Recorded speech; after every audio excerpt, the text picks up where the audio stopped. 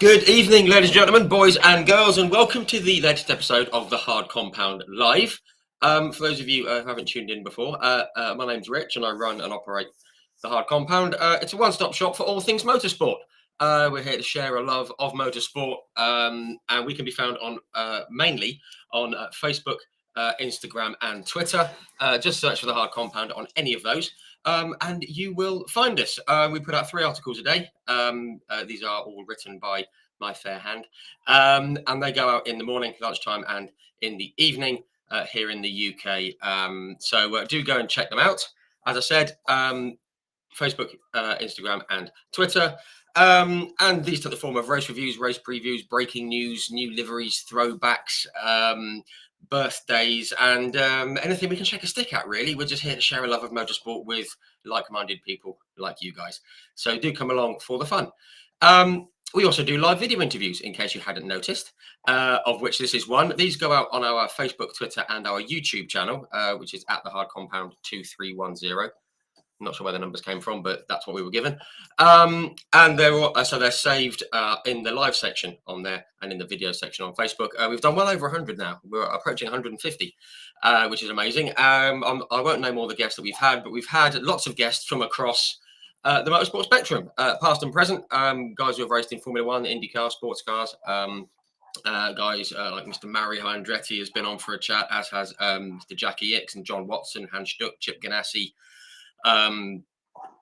David Brabham, Derek Warwick, Karen Chandhok, Mika Salo, Emanuele Pirro, Carl Wendlinger, guys like Steve Soper, Frank Sittner, Rob Gravitt, Jason Plato, Ivan Muller, Rickard Rydell, Gabriele Tarquini, and many others. Lots of the current British touring car and the mini grid as well.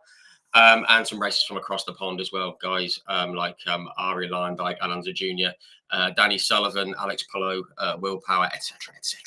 So if any of those sound good, do go and check them out. They're in the video section on Facebook, live section on YouTube, but don't do it just yet, because we have got a fantastic guest, in my eyes, joining us very soon. Going to bring him in shortly.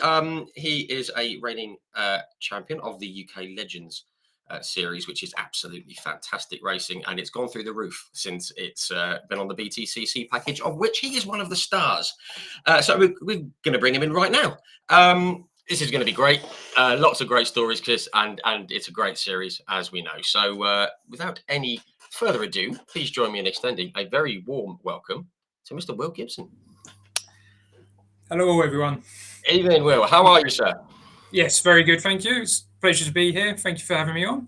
No, thank you very much for coming on. I've been wanting to get some of the Legends guys on, and you are the very first Legends driver. So groundbreaking chat tonight. Yes, definitely. Fantastic. And well, firstly, thank you very much for coming on this evening. I know it's a bit warm, and you'd probably rather be out in the garden doing something, but thank you very much for coming on, having a chat. I do appreciate it. No, that's cool. It's great to be here. I'm a through and through petrol head, so to be able to talk motorsport, Legends, everything around it for the next sort of hour or so, it's a win-win for me. Yeah, absolutely. Because you find that people, if they're not into motorsport, they kind of tune out, don't they? And they kind of have that look of, I don't know what you're talking about. So that's why we like to have motorsport chats, which is great.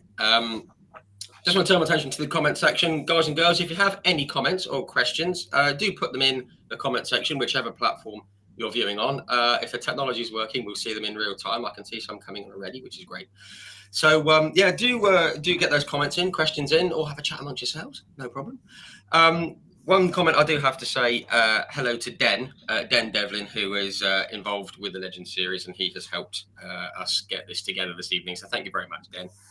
And we've got another racer coming up, but we're not going to tell you who in a few weeks' time. So, thank you for tuning in, guys. Much appreciated. So, yes, let's get into it. We'll ramble on for too long because it's warm in this chair. Got a light bulb just there. It's very hot. How's it all been going in the last few weeks? Have you recovered from Brands Hatch, and are you ready for Donington this weekend? I think we've just about caught up on sleep. We had a pretty eventful, certainly last race on the Saturday. for people that don't know Legends, we do 3 races on the Saturday, 3 races on the Sunday.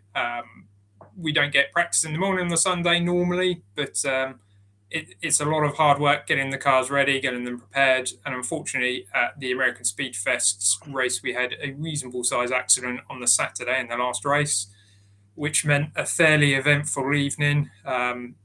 I don't think Mr. Matt Roach was particularly happy with my phone call at 7 o'clock in the evening, telling him to get dressed and get his backside to the workshop to come and help us. But yeah, we had a good evening partying in his workshop and rebuilding and repairing a car. Yes, absolutely. And again, thank you for your time on that Sunday, late morning, wasn't it, when we came to see you? Because you all look very bleary-eyed, and we're definitely going to go into that. But it was absolutely incredible what you and the team did. We'll come to that later on. But so yes, you're ready and raring to go for Donington this week. Yeah, so we'll be packing up tomorrow, heading off to the track tomorrow evening. So it's another action-packed 6 races over the weekend, this weekend at Donington. You know, this is back to sort of more club racing level for us. So I think we've got the Ford KAs racing, the Caterhams, I think there's MX-5s. So it will be a good weekend for people to come along and come and watch. You know, it's a lot more open. People can come and see us and have chats if they want to. Which is what it's all about, isn't it? Some racing for the love of racing, and chatting and having a chat with some good people, which we like a lot. I'm very aware there is another event going on at a circuit down in the south of England this weekend. But if you can't get down there, get across to Donington. You will not regret it, because what Will and the guys do are absolutely astonishing. Having sat in the car, I don't know how you do it, but where did it all start for you? Where did your kind of love of motorsport come from? Because you're just down the road from where we are. You're just literally like 20 miles down the road. And there's a few places to go racing around here. How did it all start for you? So for me, my dad's always had a passion in motorsport. So as a very early age, we were taken to Brands Hatch. I think he tells me of the story of being sat on Paddock Hill at the age of 2, watching racing, watching cars flying around. He used to own a go-kart track in Newbury when I was probably only 4 or 5, one of the first indoor kart tracks in the country. Right. And it used to be called Concept Karting, if anyone remembers them. I did. And I think I went once. Yeah, I mean, it was a great little circuit. And, before the likes of Team Sport have kind of dominated the indoor karting world, they were one of the first. And, the passion of driving came from there. You step forward 10 years when I could start to work and earn a bit of money. We started racing karts properly. Used to racing Club 100 series. Went from Club 100 through. We raced all over the country with Club 100, which was great. Absolutely loved it. The people, the karts, everything was great fun. The camaraderie between everyone. It's still the UK's premier Arrive and Drive kart series. Then we took a big step forwards into easy kart. So owner driver, 2 strokes. That's really probably where the addiction came in, because that's when you got to add the dedication. You're fixing it, you're doing everything. It's then like a second job. Fortunate enough to go travel again all over the country racing with that. Had a couple of trips to Italy racing as well, which was pretty amazing. This one of the things, it's now called DRS, but the series had the world finals in Italy at different circuits. And to be able to race against the world's best with, I think it was just announced today that Toby Sowery's racing in IndyCar. Yes. He was one of the guys we used to race against. So wow. The level was very high. Jake Hughes used to race in it as well.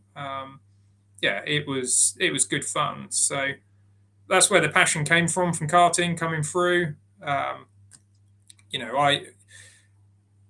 eat, sleep, breathe motor vehicles, motorsports. Everything I do, everything I talk about is motorsports and cars, really. So absolutely the way it should be. I'm not sure everyone would agree, but in my book, that's exactly the way it should be. But no, as I say, it's very cool that he's got into IndyCar.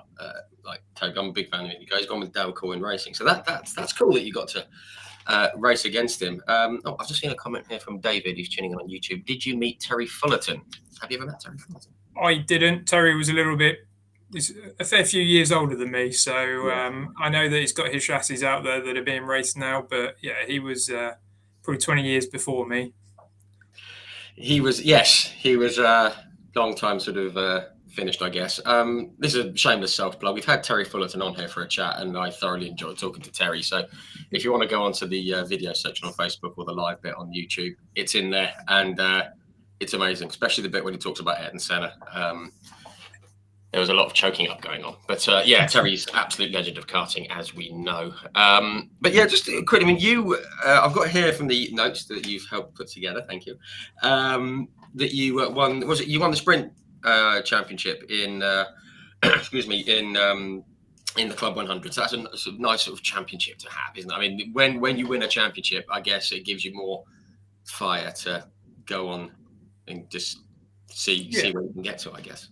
Yeah, definitely. You know, it's such a competitive series, and to win the sprint championship in 2008, you know, against some seriously good drivers was, you know, built my confidence a lot. Realised that actually I may be half decent at doing this ish, and yeah, you know, showed that all the hard work was kind of worth it. And yeah, you know, that gave me the drive to carry on. As I say, the easy kart, you know, still probably one of the best finishes I think I've had was in 2010 when we finished 5th in the world in the Easy Kart World Finals in a horribly wet Sunday afternoon. And I think I drove from 22nd or 24th. I was the last qualifier in the A main, and I drove through from 24th roughly up to 5th place. And wow, you know, the nice thing is, wasn't it? Yeah, Italy. Well, in Italy, they do top 5 as the podium. So to be able to stand up on the podium, hey, it's good. That's all we wanted. Absolutely, that's my kind of podium. They should do top 10. Whereabouts in Italy was it? So that was Jesolo. No, it wasn't Jesolo. That was Castelletto, just outside of Milan. Okay, in the north. Yeah. So they actually had a lot of the marshals. We had a Sunday warm up, and I managed to throw it off on my first or second corner in the wet, which was the first time we had driven in the wet on that track, and spent the next hour and a half in a marshal's post with a load of Italian marshals from Monza, speaking very broken English and very broken Italian about what we were up to and how we were doing. And wow. Yeah, just, you know, it was live on Sky Italia, on Sky Sports Italia, so they wouldn't allow me to get back to the paddock with the kart to see what was wrong with it after driving through a tyre wall. So we had to sit there for so long. It was, you know, the whole event was pretty amusing. I mean, it's one of those that whatever you do in racing, that feels like it's a moment that you're going to remember. Oh yeah, for sure. No, brilliant. And that 5th place, as you said, it was your last sort of proper kart race, as you say. Were you kind of looking at moving into cars, or were you looking at maybe going into, maybe carrying on with karting, or were you happy to just walk away at that point? What was the mindset when it came to racing at that point? For me, my business was just starting at that point, so I had to take a step back to, you know, I had no money then because I just invested everything I had into my business. Myself and my brother used to rent awning space out to other drivers, which, you know, helped give me a little bit of pay when I set my business up. So the plan was always to go back karting at some point. Right. But when I'd rolled on 2 or 3 years' time, and I then got back into a kart, you know, we'd bought into this new series that came into the UK called Kart Grand Prix, which was a 125 water-cooled, very quick karts, very, very sticky tyres. And we were lucky to borrow a chassis from the UK Maranello importer at PFI. And after about 5 laps and one very broken neck after 5 laps, I was like, well, not literally, but just from the G-forces, I was like, I don't think my body can take this anymore. So I had to have a little bit of a rethink about what to go and race. It's, you know, for people that have never driven a proper 2-stroke kart, the G-forces are just insane. It's the abuse your body used to take. When I worked for BMW, I used to always have to take the Monday off to recover because my body was so Really? beaten up, Wow. and that's even, when you're launching over the curbs, it's hard work. Yeah. Most people just call me a wimp from it, but he used to seriously take it out of me. Given what you race in now, no one's going to call you a wimp, honestly. I mean, just to talk about that kind of level of karting, obviously this was a much higher level. I remember, I'm showing my age now. I am old. When your numbers starts with a 4, you start to struggle. But I remember it was qualifying day for the '88 British Grand Prix. My first ever time at the British Grand Prix. It was qualifying day, and they had karts. It was like proper top level karts. They were reaching like ridiculous speeds, and they were doing the full, the full old Silverstone circuit in '88. I think Martin Hines, who was like a legend of karting, he won, and people that hadn't seen it before, it was the quietest crowd of the weekend, and I don't mean that in a negative way. It's because everyone's jaws are on the floor, watching them come through the Woodcote chicane and thumping down the main straight, thinking, what's wrong with these? What is wrong with them? I mean, because the speed they were doing, I mean, they were almost like F3 speeds or faster. It was just astonishing. And they've just got like a lap belt almost. we nearly, one of the plans was to go and race long circuit karts. So the 250 Nationals is what was appealing to us. I tested gearbox karts at Shannonton before, and we were umming and ahhing, and I always mention we because it was myself and my brother that were, we were always clever enough that 2 people doing a series is far better than 1 on his own. So we were umming and ahhing about it, but yeah, the kart Grand Prix round PF, I kind of realised that I probably wasn't quite fit enough to do that, or certainly, I'd have to go to the gym and put a lot of time in it to get where I wanted to. So yeah. I think that was the realization that, racing cars was probably a better step. Not saying they're easier, but the cars that I can afford to race with our budget, you don't get the G-forces in them that you do in karts. So it's much easier. And, running a BMW mini garage in Camberley, there's a little plug there. We going and racing a BMW was the sensible option. And, by pure fluke, we had a chap by the name of David Drinkwater that's won the Hot Hatch Championship 5 years in a row, I think, approach us to look after his car and do some bits on it. And he was what then pulled us into my next step of the racing career into BMW Compact Cup. Yeah, which, as I mentioned, as well, people that have tuned in the last few weeks, we've had Mikey Doble, obviously he's in the BTCC now. That's where he went racing with his dad, and obviously you went racing there with your brother, having raced with karts as well. And I'm not going to say the exact figures, but he told us the figures that were involved. And for a motorsport series, it's phenomenally cheap, isn't it? Yeah. And it's a great place to get started, I guess. Yeah, I mean, you race at some seriously good circuits. So, at the time, Paul was the series promoter. He's head of BRSEC now. He did a good job in getting the cars as even as possible. We got into it at quite an early stage. It was only year 2 for the series, so it was relatively cheap. There was a couple of guys spending what I would call big money on it, but we were able to run. I think we had a best result of 5th in the season, and we were running a car that I had built myself in my garage at work in the evenings.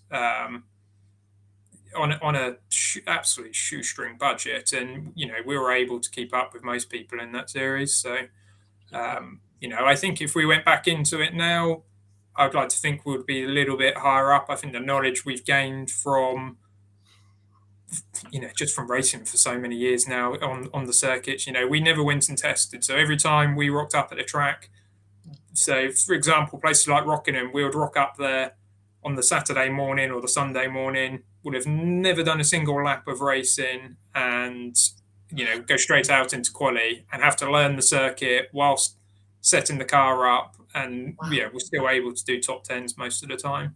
And you compare that to guys that were there testing for 3 or 4 days previous. It's especially then I couldn't afford the time off work to be able to go racing, Sure. which was probably more of a thing than the monetary value. It was the physical time off work I couldn't do.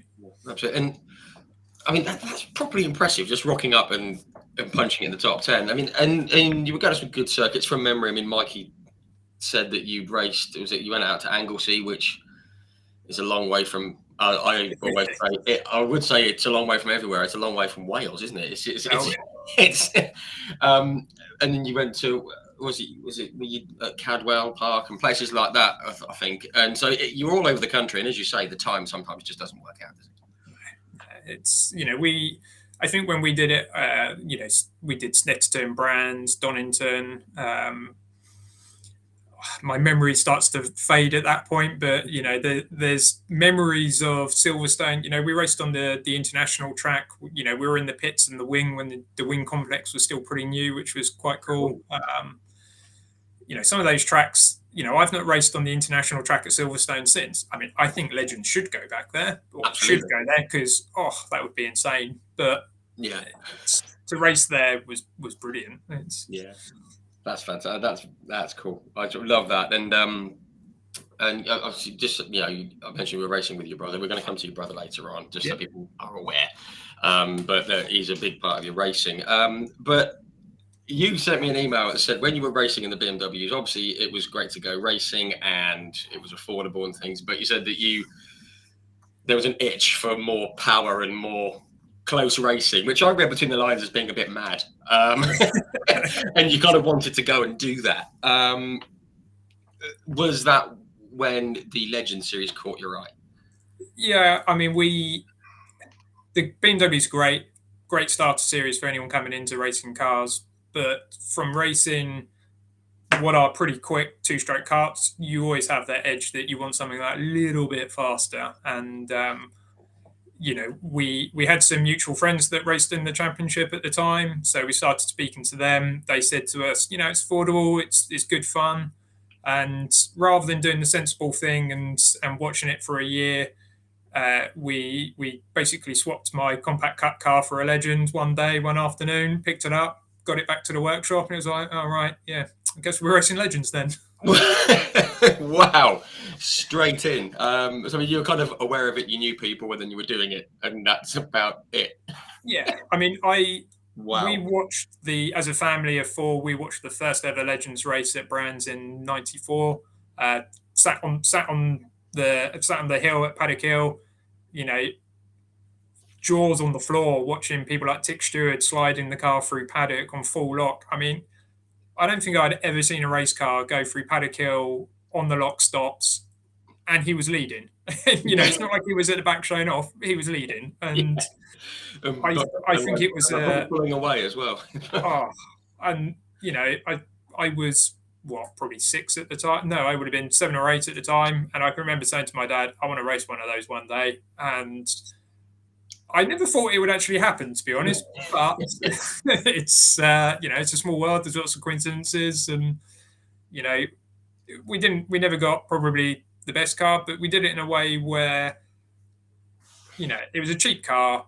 We could see if we liked it. If we didn't like it, it wasn't a massive loss. And I think in the first year I did one race, probably spun more times than I care to ever think about, but absolutely loved it. It was brilliant. So it properly set the bar. As soon as I got into the thing on the first test day and went out the pits, and we had my brother's BM, compact cut car still with us, and we were jumping and swapping from car to car to just see what it's like. And as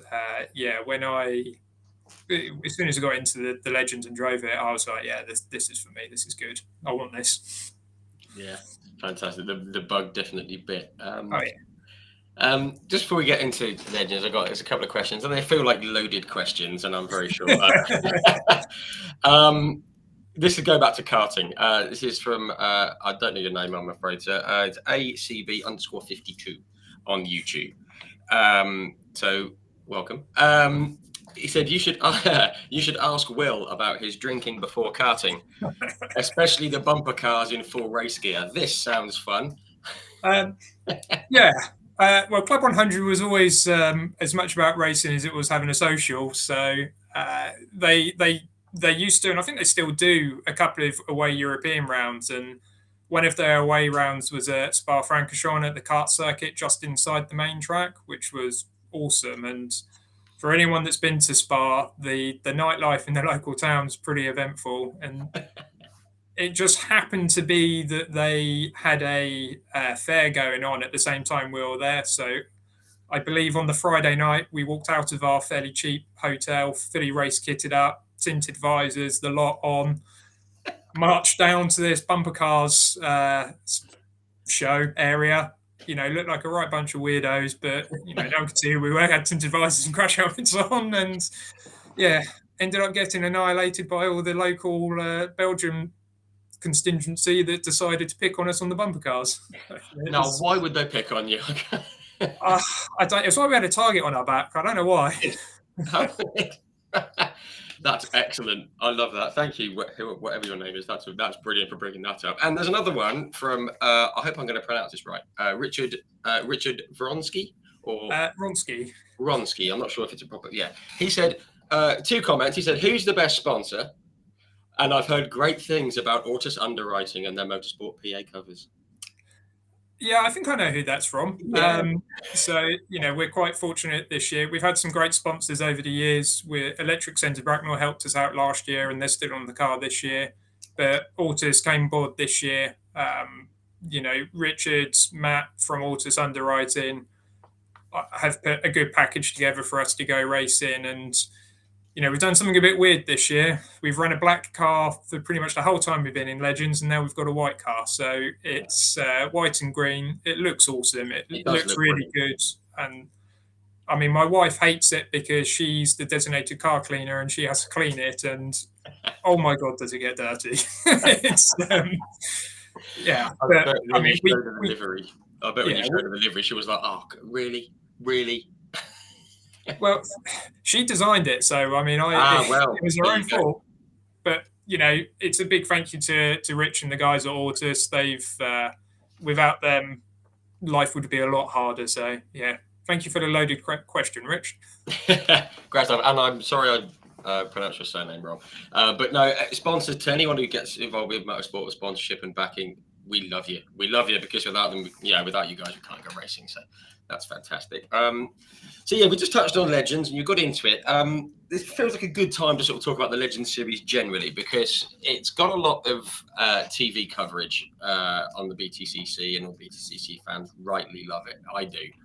I think I've said to you before, I saw it about 10 years ago at Speedfest, which is where we obviously had a chat this year.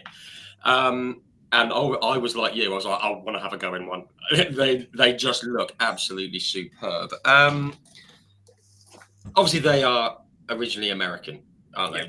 This series is originally American, and as you've said, it was a feeder series for some series called NASCAR, which is apparently quite popular. I love it. I do love it. Yeah, it's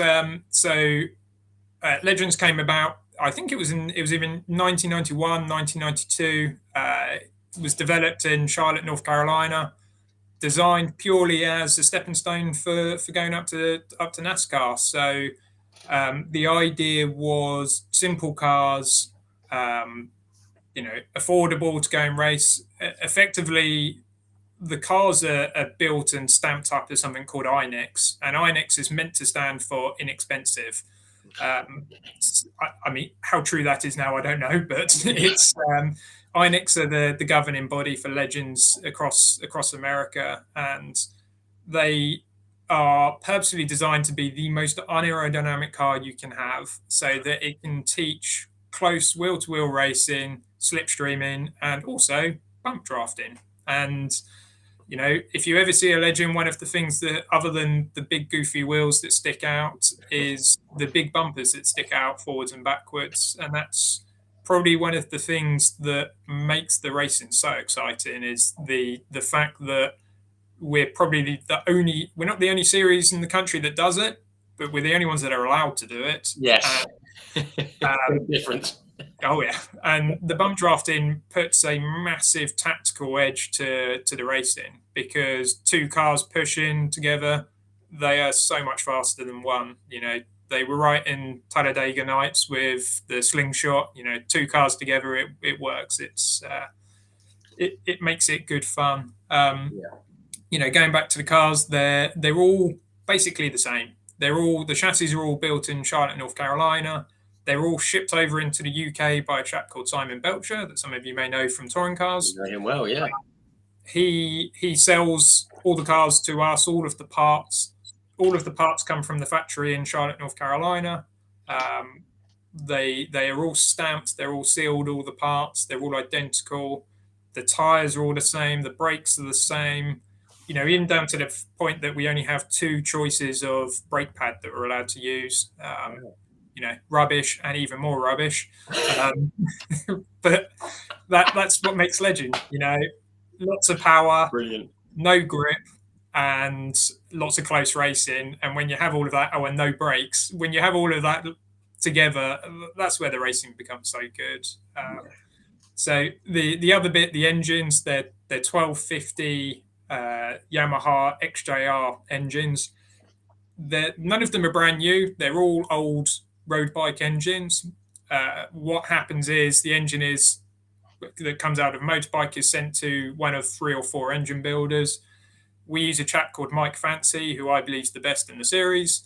He will take it apart and he literally goes over it with a fine tooth comb, replaces loads of bits within a very tight rule package, seals the engine up with a load of control seals, and then sends it back to us. So every engine, be it on my car, be it on Tyler Reed's car, be it on, you know, Two Mater, Lawrence Davey, or James, they're all the same. There's no difference between it. So the emphasis is it's all on the driver and not who can spend the most money on dynos and doing other stuff, which actually is where the INEX comes from. You know, you're not going out testing for 4 days before a race meeting. We actually have testing bans for the top 12. So people that were there watching at the touring cars, you would have only seen a handful of cars out testing on the Friday before, because everybody inside the top 12 isn't allowed to test, which is fantastic. You know, it cuts our costs massively because we can't test at circuit for 28 days prior to a race. Wow. I didn't know that, and I kind of like that because it kind of levels things a bit, and as you say, it keeps the cost down, which is such a hot topic in motorsport all the time, especially these days. But it's just fantastic. And people sort of moan, especially it's mainly F1 fans, I have to say, who moan about, oh, we don't like this because it's a spec series and that's a spec series, and we don't like this because it's a one make series. And I love those ones because everything is so equal, and it's all about the driver rather than who's got the biggest big green button on the steering wheel or whatever it might be, you know. And I love all that kind of stuff. And it's great that it's affordable, which has got to be the starting point, isn't it? Yeah, I mean, that's the thing. You know, we have bumper grids, and you know, Phil Cooper that runs the series is a brilliant guy. You know, he's been in business for so long, and he keeps on pushing at this. You know, I think his tagline is they're 5/8 scale cars, so it's 5/8 the cost. And I know that cheeses people off, but it's a good punchline. Yeah, we like that. That's pretty good. It's a good sort of like selling sort of slogan, isn't it? If you want to get someone into it, yeah. Yeah, I'm not sure if he's got it copyright, so I'll probably have a bill when I when I see him at the weekend for that one. Be a bill for a couple of cups of coffee or something. He's like, you stole it. But you did say in the notes that he made his money in the music industry, and he managed like U2. And then he said, "You're not a fan, are you, of U2?" Not at all. I think I probably speak for most of the UK population that when they stuck that album onto our iPhones that you couldn't delete, done for me. That wasn't the best. I mean, I've been to see them when they did the whole Joshua Tree tour in 2017 because I love the album. I'm not a huge fan of U2 in general, but it's a great album when I was a kid, so I went to see that. But yeah, you can't just say, "Oh, look at how good we are," and here's our music. Come on now. I tell Phil on a regular basis when we were at the Bark Awards do, I was reminding him how much I hate you two and blaming him solely for it. I mean, he says that was, he wasn't in charge of them back then, but he was in charge in like the 80s and early 90s, but I still blame him for it. Yeah, why not? He's there, blame him. Yeah, I mean, someone actually did. Keith Mail in the comments, he's called it the Bono virus. It was the one that was hard to get rid of. Yeah, that wasn't the best move. But I mean, they've done quite well for themselves, haven't they? So fair play to them. But yeah, just to get back to the to the legends of stuff, and obviously it's been brought over here and it's kind of taken off and things like that. And you mentioned about Simon Belcher and about Phil, and they're obviously in it because they saw some potential in it, and they're in it because they love it, and that's what you need at the head of any series, don't you? I mean, however that love manifests itself, whether it's being a grumpy old man and saying you need to do it like this, or just going, yes, this is fantastic, go and do it, sell it, promote it, and make it fun. They're the kind of people that you need at the top, don't you? The people that have got the love for it. Yeah, I mean, Phil, he is legends.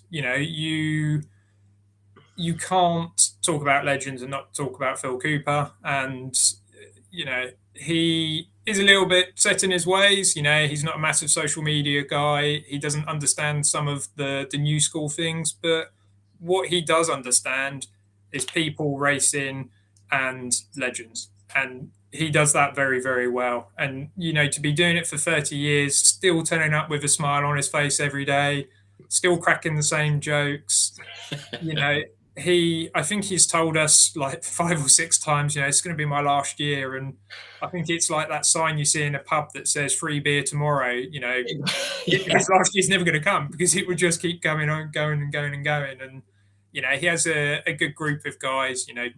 George is one of the photographers that comes along. I think he's missed 3 races in 30 years. And wow, we all love having a laugh and a joke with him. Simon is... What's great with Simon is the new generation, the next generation legend car that was out at a few races this year. Seeing Simon's face when Mark Higgins was driving that and talking to him, seeing his face light up because he's genuinely excited about this and what he's doing. It's, Legend's been here for 30 years.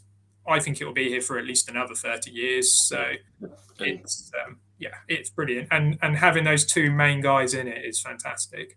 Yeah, absolutely. And it certainly should be around for at least 30 years because it's brilliant. And you mentioned about having a laugh and having the crack over the weekend. That's something that I really got a sense of when I was wandering around the paddock at Speedfest. Went to see James up at like two meter, the probably most photographed car on the grid. And I had a quick chat with Robert Barrable and a couple of guys over at Mickle Motorsport, and it's a real camaraderie. And this is what really kind of got to me. You're all trying to beat each other, but before that, you want to try and help each other. If someone's got a problem, you want to go and help them out and things like that. And it just feels like a bunch of mates who have all got their own team and they're all just going racing together. And it's just got that lovely feel about it. Yeah, I mean, I think. You go back to last year and the year before, we had people that had accidentally let fire extinguishers off and they come round and they kind of, can we borrow a fire extinguisher? Because we knew we had a spare. So we're handing over extinguisher, pull cables. It's a bit of a running joke that Simon Belcher brings a trailer of parts. And if they haven't got it, they just say, we're going to see the second parts trailer, which is Will, and he will help you out. And it's not just one way, because after our accident at Speedfest, we had Tyler Reed's dad, or I think he's called Lightning Mick Reed now, with his bright red car. Yes, for obvious reasons, yeah. We had his dad Nick coming up to us saying, if there's anything you need, let us know. We've got spare suspension bits if you need it, and just to, even though we didn't need any bits because we had spares, to just have that camaraderie, coming in saying and offering it, you just don't get that in other series. And, especially in the touring car paddock where it's all very closed doors. We were having such a laugh last year at Knock Hill with the Graves Motorsport mini team because they're a good bunch, aren't they? yeah, that, you know, they were next to us, and you know, we were watching them prepare the tires for the minis, and we were having a good laugh and a crack, and you know, handing some beers over to them at the end of the day. And Brilliant. you know, most of the Legends pack, you've always got the odd one or two, but you know, pretty much the whole of the Legend field. You've got the Bridgman team, you've got the BTs, Two Mater, the Irish guys. You know, Paul O'Brien that runs the Irish teams. A bit of a wind-up merchant, quite funny. But you know, you've got guys like that, the Tyler's team. You know, all of us like to come together, have a drink, have a bit of fun, have a little bit of banter, and that's what makes it, really. Yeah, it feels like I won't say lads' weekend away because that feels a bit dodgy, doesn't it? But it does. It just had that feel about it, and I loved it. And you know, and with the mates that I was with, you know, they said the same thing. They said, you know, this is just the nicest series. This is so cool. Because we'd been around the Euro NASCAR and it was all sort of shutters down and all that kind of stuff. I'm actually going to say I'm actually quite friendly with Alex Caffey, the XF1 driver, who runs one of the teams. Just want to drop that in there, because he came on a little bit. Yeah, one of the guys I used to watch when I was a kid, and he just said, "Yeah, go in the garage, just go in, have a look around, you know." You can touch this, this, and this. Leave that alone, but just treat it like it's your own home. And all the other fans were looking at us, going, "Who the hell are you?" It's royalty. Because everything else was shut, and it was pretty cool. I must admit. But it was just lovely though, because it was so accessible, and it's just a great paddock that you guys have. But yeah, just very quickly, I mean, on the actual racing itself, because obviously most of us on the TV only see what happens on the Sunday. There's different classes, isn't there, and and things like that. Can you just let everyone know how it all works? And because this is another reason why we should love the series. Yeah, so there's effectively one overall race with 3 categories inside it. So you have what is effectively the single man, the sort of the main championship, which is the Drivers' Championship. One driver, he can have spare cars if he wants. Obviously, he can only use one car a day, or depending on testing, can use one car at weekends, but he can have spare cars. That's its own. That's the main Legends Cars National Championship. We then have the Teams Car Championship, which is a fantastic idea for trying to help costs. So, for example, this year, Two Mater is a team car. There's normally about 6 or 7. They race inside the main championship. They score the main points, but they have their own trophy at the end of the weekend or at the end of each day, and they have their own award at the end of the season for the winner. It is its own championship. Right. The idea of that is you have to have 2 or more drivers driving the car across the season. And in the case of people like Two Mater and James's team, they quite frequently have either Toby driving one day, James driving the next day, or at Speedfest, you had Lawrence Davey in there for both days. You know, it's a great way of getting new people into the series and getting them addicted, which is only a good thing for the series, and it's a great way of showing cost. To get addicted, isn't it? It's too easy. And you know, certainly when we first came into it, our first full year doing the team championship made it cost effective to do. The final championship that runs inside, because the cars are quite hard to drive, and we have rolling starts. There's no qualifying. Our grids are determined by a ball draw on the beginning of each day. Whatever number George picks out of the hat, that's your starting position for race 1. Race 2 is the reverse of the ball draw. So if you pick out pole, you then start last. And then the final of the day is the reverse of the finishing order. So if you win both races, you start last. You DNF in both races, you're probably going to be at the front.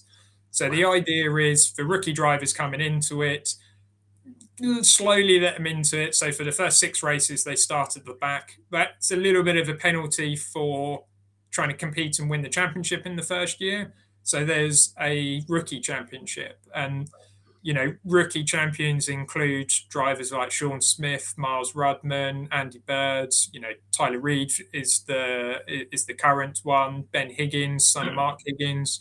You know, you are talking quality drivers that have won that. And you know, in the case of Miles, he won the rookie championship and then won the national championship. and even Rob Fountain.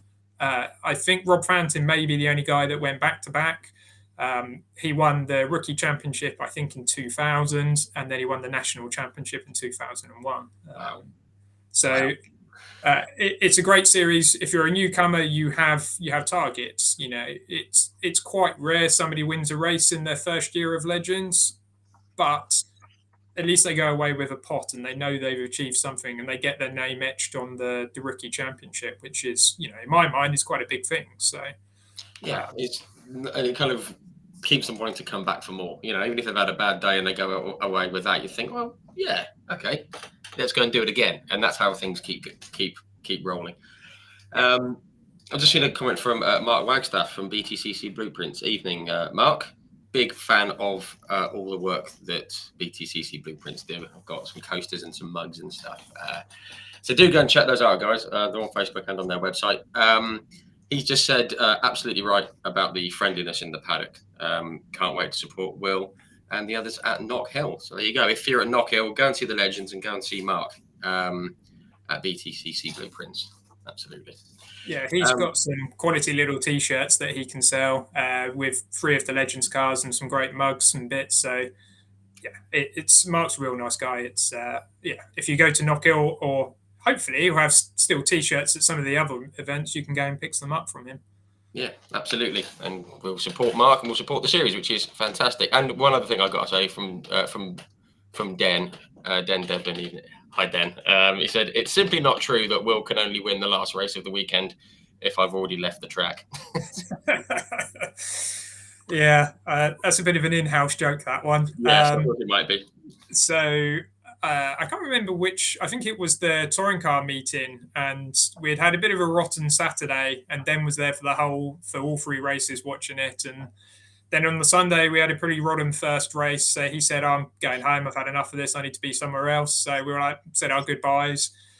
And then we won the first TV race. And lo and behold, he was hiding somewhere watching the race. And he said, no, I'm definitely going now. I'm not hanging around for the final. And lo and behold, after I won the race, I saw him on top of the bar at the top of Druids waving, and I was on the slowing down lap. I was like, "You cheeky what's it? You're still here watching." So going home in house. I'm going to leave, but just don't try and look for me. Yes, I absolutely won't be there. Interesting that you said he was on the roof of the bar. Strange. Yeah. I think it was his son Charlie that was probably drinking the most. Yeah. No comment. I was going to say thank you for the coffee, Den, by the way, as well. He made us a coffee when we were there. But no, great stuff. So, yes, back to your good self. Your first full season. I just want to rattle through because we're pushing on a bit, but it's all good. Obviously, you had the One Legends outing. You had the one outing in 2014. Did you kind of go as all in as you could do in 2015? Were you like, oh, I like this. We've got to do this properly? If I can. As much as I could, you know, we race as a family, we always have, and I convinced my brother that Legends was definitely the best thing to do. He had a couple of goes in it and was like, yeah, you know what, you probably are right. So we decided, doing a team car, there was no way I could, with how much work Legends take to get ready, I couldn't build 2 Legends cars for us both to race, and logistically it was a lot harder. You know, one of the pluses with the Compact Cup series is we used to drive them to the track. So it was, you didn't need 2 trailers. You know, we normally, between the 3 cars that we looked after, we had 2 trailers. So 2 people could have issues and one person had to pull straws as to who was driving it back on the M25. But in 2015, we thought, well, we'll have a go at winning the team championship. We'll see what we can do. My business was still fairly new, so I knew I couldn't do everything, and you know, we had a good push at winning the team's championship, and I think the first couple of races. Tim did his first full weekend at Croft in the car in a mix of horrible wet weather and then blistering sun, which is typical northern weather. Yeah, sounds like Croft. Yep. And I think Tim's last weekend racing it was at Silverstone of that year, which was around the August September time, and you know, he he actually had to buy me a new car because he decided that rearranging the setup and hitting the wall in it at Pembury was a good idea. So Good. he actually finished his weekend on the penultimate race at Pembury with a broken car, which we rebuilt a brand new car for the Silverstone weekend. I think I drove it on the Saturday, and then he jumped in it on the Sunday. And unfortunately for Tim, that was probably the start of his health decline. So he was born with a heart defect, which not a lot of people knew. But he was born with a hole in his heart. Had an artificial valve inserted at a very young age. Was never really meant to survive, and kept pushing through, kept surprising everybody. Operation after operation, just kept going, which it showed that he was a fighter. He was, by the time he got to sort of 8, 9, 10, he had pacemaker fitted, but his original heart was starting to kind of give up the ghost. It wasn't. There's only so long you can keep patching up a puncture before it's going to blow out. So he eventually had a heart transplant, I think, when he was in year 10 at school. So just about to do his GCSEs, maybe actually in year 11. So he had a heart transplant, and it was like giving him a new lease of life. So it was when he was 15. So he had 15 years with the original heart, and then sadly only had 15 years with his new heart. But I remember when we were racing Club 100, and when the series organizer saw the medical records that came with his race license, and his jaw pretty much hit the floor, because he was saying, "You've been racing in our series for how many years, and you haven't bothered telling me that you've got a heart transplant?" You didn't mention this. Yeah, he kind of forgot at that point, and that was always how he was. He never wanted to race against people with them thinking that he was any different from them, and to be honest, he wasn't. He could beat the best. He raced against Josh Hill, Damon Hill's son, and beat him. One of my funniest experiences was standing in the grandstand at Rye House watching Tim race, and watching Tim overtake Josh Hill on the last lap into the hairpin to beat him. And I don't think Damon was happy with me jumping up and down screaming, because he just dropped his head and walked off. So it was quite an amusing one. That's lovely. Yeah, I mean, he sadly, if you fast forward to sort of the last meeting in Legends in 2015 in the November, our former traditional end of season firework bash, he wasn't well. He was clearly struggling, but he drove from his home just north of High Wycombe down to Brands on the Saturday to come and cheer me on and to watch me race. And he was 100% motorsport mad. He worked for Dunlop, so he knows loads of the guys, loads of the Goodyear tyre fitters at the touring cars.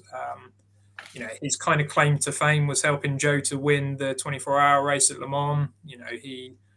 When he passed away, Harry Tinknell and the rest of the team brought the 24-hour trophy to the funeral. Oh, wow. And actually invited me and my father over in 2016 to be in the pits that year where Toyota broke down on the start-finish line. We were there in the Jota pits watching it. And, the last time I saw him was when we were having a meal in the hotel at the main entrance to the circuit. And, I can remember we were talking with Phil Cooper about this, just about how ill he was, but yet how he still wanted to be there regardless. And that's fantastic. He was in his hospital bed on the Sunday, as far as I'm aware, fighting off the nurses, saying, "No, leave me alone. I want to watch TSL because I want to see how Will's doing," when we got our first podium. So, we dedicated kind of wished him well on the TV for that race. But yeah, sadly, on the 13th of November, he passed away. Oh, well, I was obviously, very sorry to hear that, and I'm sure everyone would echo that. But he does sound an amazing kind of guy, just the kind of guy who just, if he wanted to do it, he went and did it, regardless of health issues, which, given that people moan about having a cold, which I'm one of them, guys like that, they put us all to shame. And and he was still with us when you got that first podium, which I guess looking back must mean a lot to you. Yeah, it definitely does. There was a quote from Bruce McLaren because he worked for McLaren for a small period of time as well, and I think the quote was something along the lines of "Life isn't measured in years lived; it's measured in the years you've lived and things you've achieved." And that was basically Tim.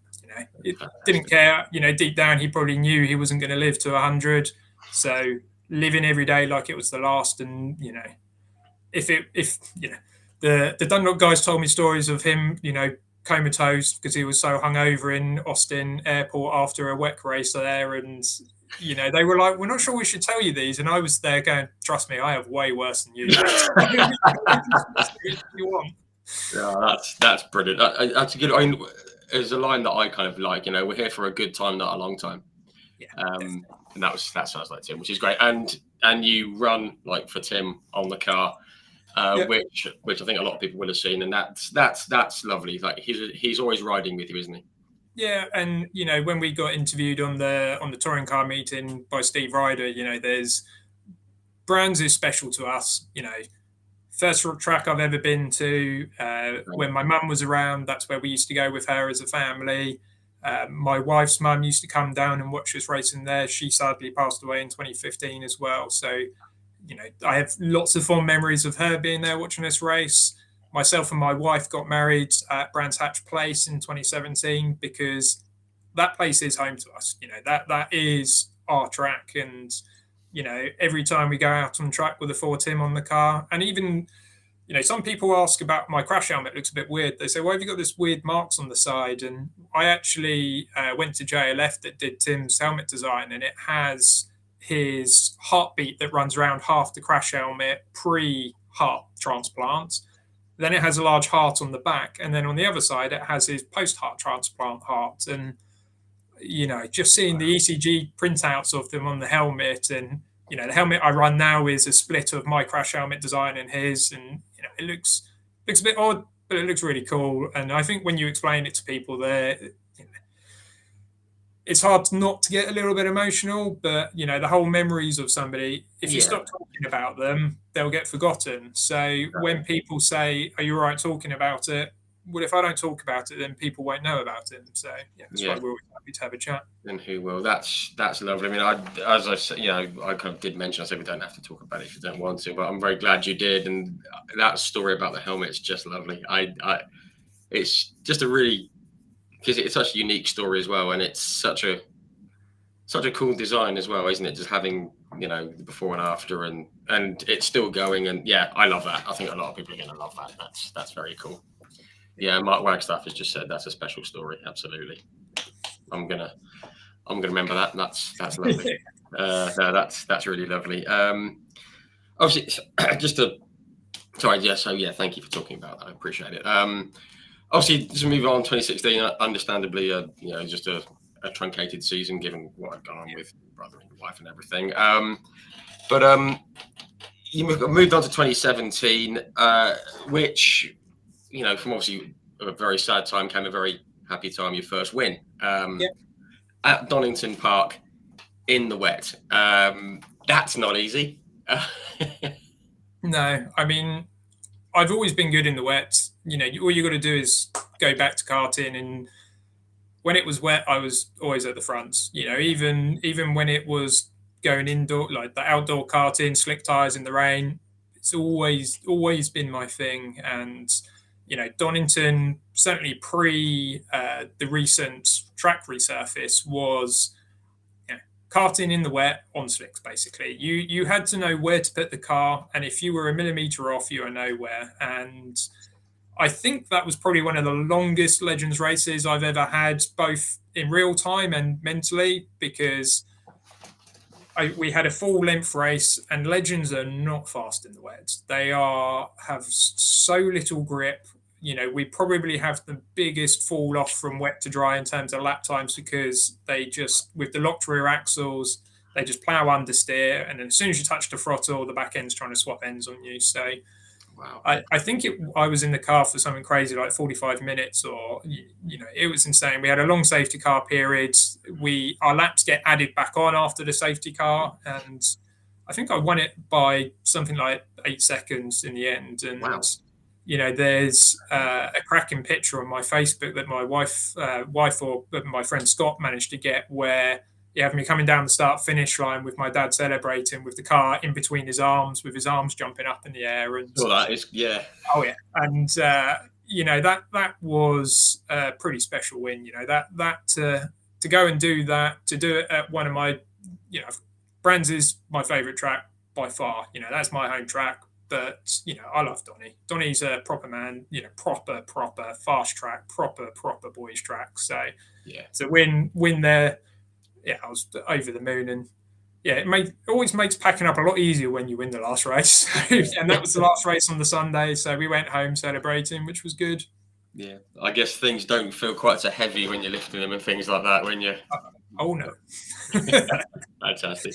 That, and your first win is always going to be special wherever it comes. But a place like Donington, great circuit, as you say. And could you, like you are there this weekend? I've just seen a comment a few minutes back from Matt Newman on YouTube, who I'm sure the family here. They're just saying best of luck on Sunday, Will, from Mandy, Kevin, and Streaky. So the three of us will see you at Donington and Knockhill. So they'll be so they've tuned in for it, which is brilliant. Yeah, Streaky's our little mascot. That there used to be a chap called Gerard McCosh that used to race in the Legends. He was famous for having Napoleon, the big pig, cable tied to the back of his car for many years. Sadly, he passed away from cancer in 2020. And we had a race at Brands Hatch, and as a memory, Phil organised every single car had to have a pig that we had to cable tie onto the car in exactly the same place as a kind of, final goodbye to Gerard. And after the race meeting finished, we said, well, what we're going to do, we reached out on our social media platform and said, anyone that can guess the weight of the pig will donate that much money, or grams to pounds. We'll donate that to Gerard's cancer charity. So that's Mandy guessed right, and she got to keep Streaky. And yeah, Streaky comes along as a lucky mascot to all of the races now, and it makes it a lot easier to spot where Mandy is on the track, because I can see normally Streaky being waved furiously at head height. So it's good fun. Oh, that's brilliant. Right, so folks, if you're ever watching any Legends racing live and you see a pig in the air, or a pig being waved in the air, that would be Streaky. That I'm going to watch for it on TV now. Fantastic. No, that's lovely. Let's say I have seen the questions from where are we? From David Allen and from Andy Mitchell on YouTube. I'm going to come to those very, very shortly, so we're going to work them in. But yeah, so you got your first win, and obviously you were. This is lovely. I love this. This shows you're a real motorsport person. That year, you were handpicking meetings. Obviously, budgets are always an issue, but you got married that year to Janine, isn't it? Yeah, that's right. And you alluded to it earlier, where you had your wedding reception, I guess, and what was happening at the time. It was brilliant, absolutely brilliant. You got to tell us this. Yeah, so as I said earlier, we got married at Brands Hatch Place, which, if anyone doesn't know, is literally a really nice sort of old school country house outside the back of Brands Hatch. And we wanted to get married when something was going to be loud and that we could hear from the wedding venue that we like. So we purposely picked the date that was for the Brands Hatch Super Prix. So we had old F1 cars racing round. And what was quite funny, about halfway through the ceremony, the lady that was carrying out it said, "Oh, I need to shut the windows because those car noises are quite loud." And I don't think she quite caught the target audience when everyone burst out laughing, because they all knew why we'd done it. And she must have thought that she cracked the funniest joke in the world. But yeah, I mean, we got married to the sound of DFE engines roaring around Brands Hatch, and there's pretty much two meetings you can pretty much guarantee awesome sounds, an awesome soundtrack, the Super Prix and the Masters. And we managed to pick it quite well, especially when you got to pick a wedding date a year in advance. So to try and work out before they announced the calendar the probability of that being the right weekend, it was it was a good guess, and it worked out. And it fell right. I mean, Who needs a DJ when you've got? It's dear fee and race car engines. The only thing we needed to do was get some race car oil in there as kind of like candles, making the smell, and it would have been brilliant. Oh, yeah. I don't know if they do WD-40 candles or incense sticks. They should do. Well, I think my wife had a Christmas present this year that was a candle that's meant to be like race car oil. We've yet to put it to light it and see for sure, but yeah, it kind of shows you we're as a family we're through and through petrol heads. There's when we stay up late on a Sunday watching NASCAR till God knows what time in the morning, and then going in blurry-eyed into work on Monday, and we. Even when I'm working on the race car, the laptop's in there with the touring cars. Literally everything is on. We eat, sleep, breathe, racing, cars, the lot. Fantastic. I'm glad it isn't just me with the NASCAR and the IndyCar and stuff. Yeah. My boss, he goes, "Oh, blimey, were the kids keeping you up last night?" No. That would be Joey Logano and his mates. Well, our honeymoon was to none other than Daytona. So we went and watched the 500 in February of 2018. That's next on my bucket list is the Daytona 500. I've done the Indy 500 and Daytona's the next one. Yeah, wow.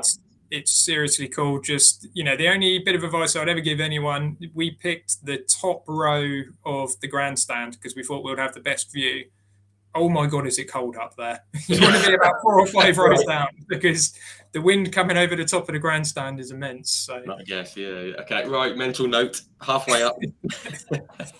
Thank you very much. No, that's brilliant. And so she's obviously a petrol head even before. Yeah. Yeah, very, very cool. I love that. I'm going to jump on quickly then to 2018. This was in your words that you said to me.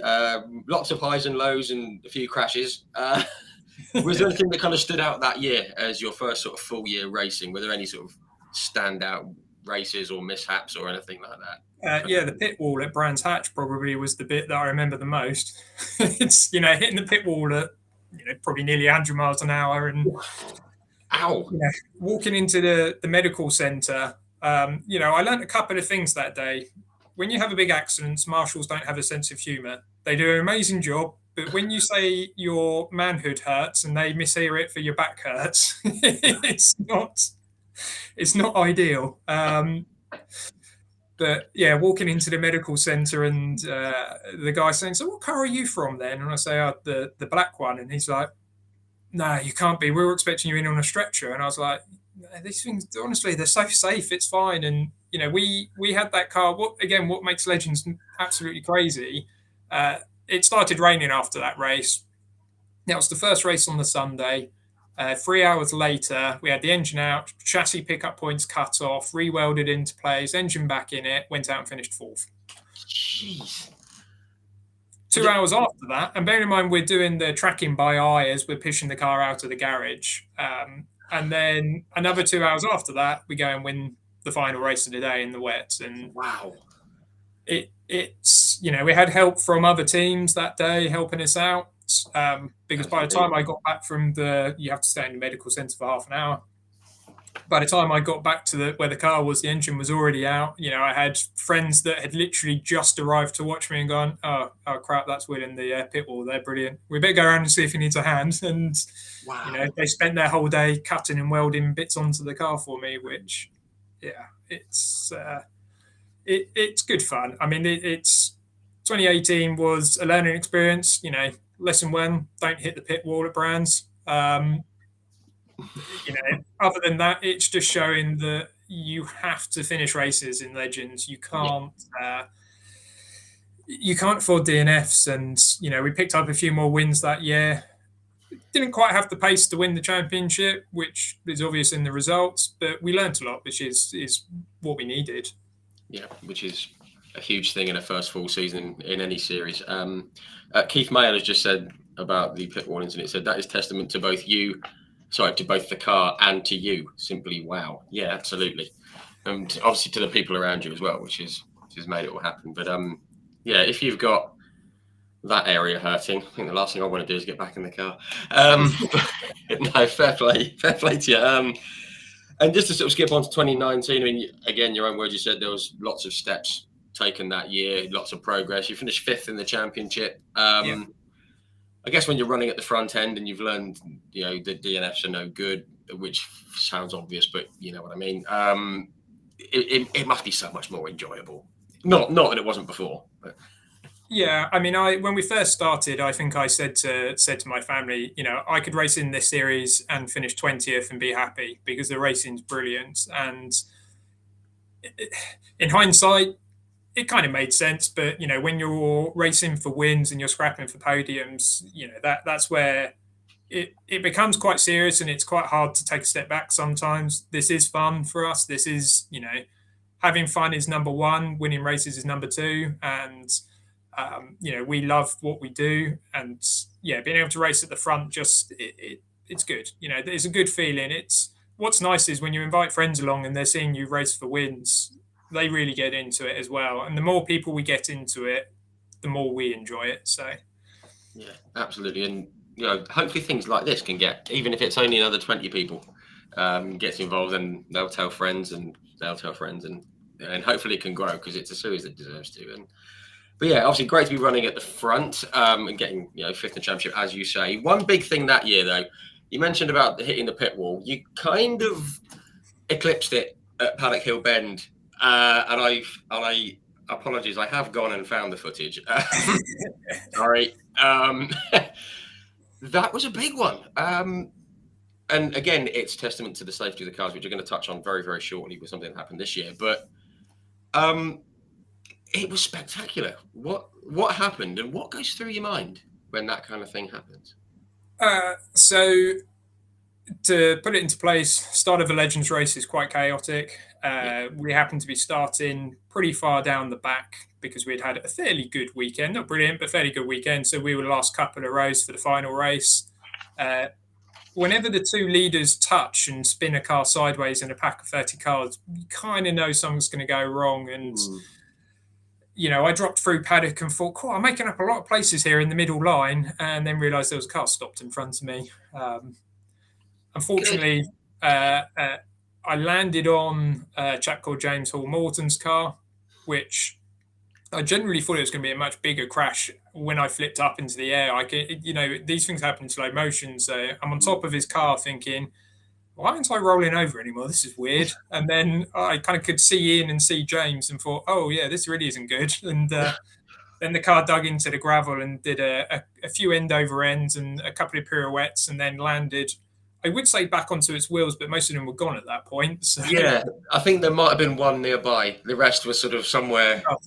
The rest were gone. Yeah, it was up, sort of bouncing off a Ryanair flight somewhere. It's that's another funny one with the Marshalls.